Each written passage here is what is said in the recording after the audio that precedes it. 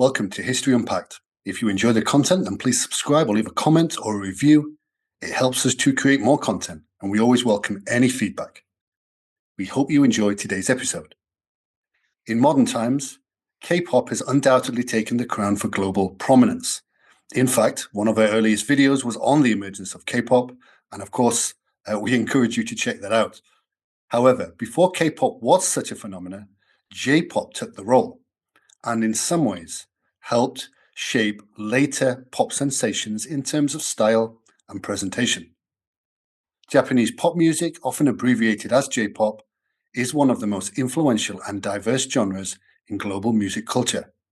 Its origins, evolution, and global impact reflect Japan's broader cultural and technological shifts, mirroring in some ways the country's modern history and making it a fascinating study, and not just for pop fans. The roots of J-pop can be traced back to the 19th century, when Japan, isolated from the rest of the world for centuries, opened its doors to Western influences during the Meiji Restoration, which began in 1868.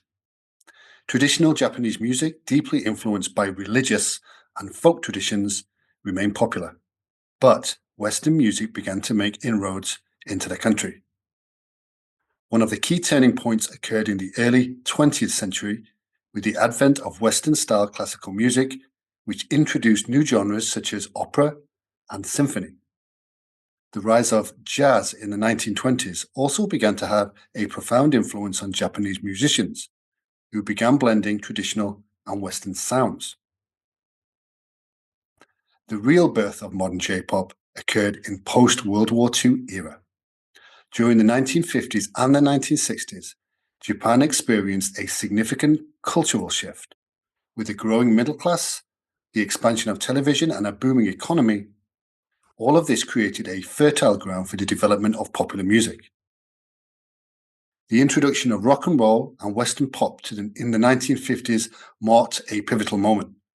American artists like Elvis Presley, Chuck Berry, and Bill Harry began influencing Japanese youth, and local musicians started adapting Western music styles. However, it wasn't until the 1960s that Japanese musicians began to create their own distinct pop music. The 1960s saw the rise of group sounds, a genre that blended Western rock and roll with Japanese musical sensibilities. Groups like the Tigers, the Spiders, and the Golden Cups all became household names, and the youth-orientated music scene exploded.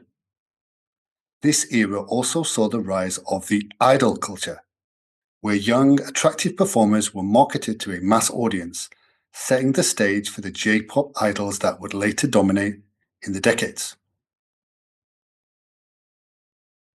By the 1970s, J-pop began to take a more recognizable form. The influence of Western music was still strong, but Japanese artists were increasingly incorporating local elements, creating a sound that was both globally appealing and distinctly Japanese. A major milestone in J-pop's history came with Kiyoshi Koyama, a jazz producer and DJ who is often credited with shaping the sound of modern J-pop in the 1970s. His work in producing pop idols, particularly through his connection with the famous Johnny and Associates talent agency, began the trend of cultivating and commercializing young stars for mass consumption.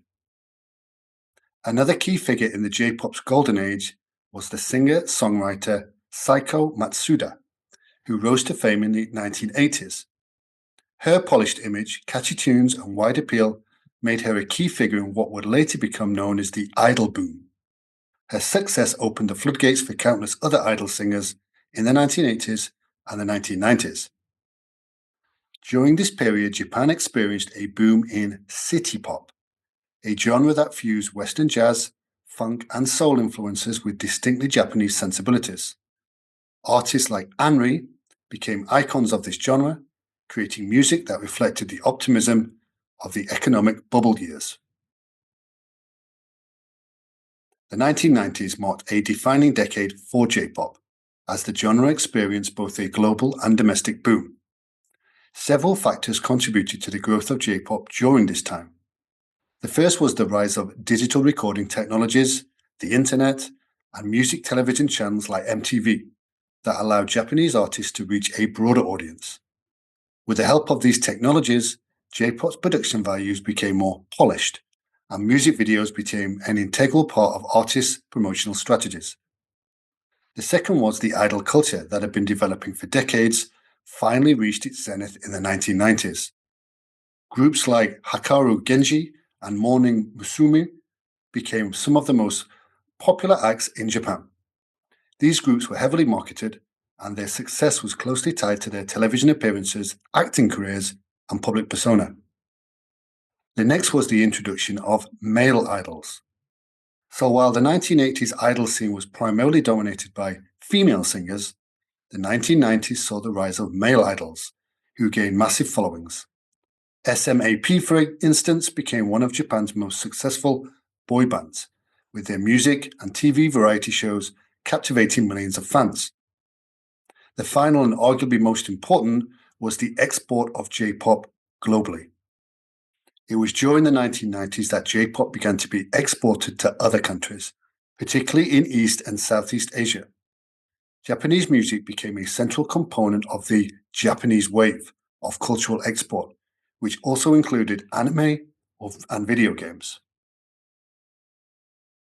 The 2000s and 2010s saw J-pop reach new levels of global exposure, particularly as the genre began to overlap with other global music trends and the rise of social media allowed for greater fan engagement. Hikaru Utada was one of the most successful J-pop artists of all times and broke into international markets with her debut album, First Love, which became the best-selling album in Japanese history. Her music incorporated elements of R&B, pop, and soul, and her bilingualism, which was English and Japanese, helped her reach both domestic and international audiences. Hikaru and other artists helped shape J-pop in the 2000s, producing chart-topping hits and influencing popular culture. Another critical development in J-pop during the 2000s was the rise of J-rock and the hybridization of genres. Bands like X Japan and Gazetta began gaining popularity, attracting a more rock-centric fanbase. This crossover between rock, pop, and electric music began to define a new generation of artists, blending a wide range of sounds. However, by the 2010s, K-pop has emerged as a dominant force in global music industry, challenging J-pop's regional dominance. However, rather than fading away, J-pop continued to evolve. With the rise of digitally driven music and the increasing popularity of virtual idols like Hatsune Miku, a digital singer powered by the Vocaloid software. Miku, who is a virtual character with a synthesized voice, has captivated a massive global following, showing that J-pop was no longer confined to physical performers. The future of J-pop appears vibrant, and with continuous innovation in how music is produced, consumed, and marketed.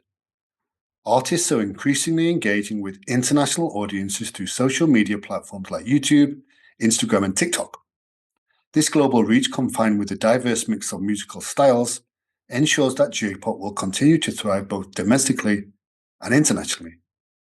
While J-pop may face competition from other Asian pop music scenes like K-pop, it remains a uniquely influential genre in its own right, with a deep cultural and historical significance that resonates with fans around the world. As digital technology continues to shape the music industry, J-pop will undoubtedly continue to evolve, adapting to new trends while holding on to the traditions that have made it a cultural mainstay in Japan and beyond.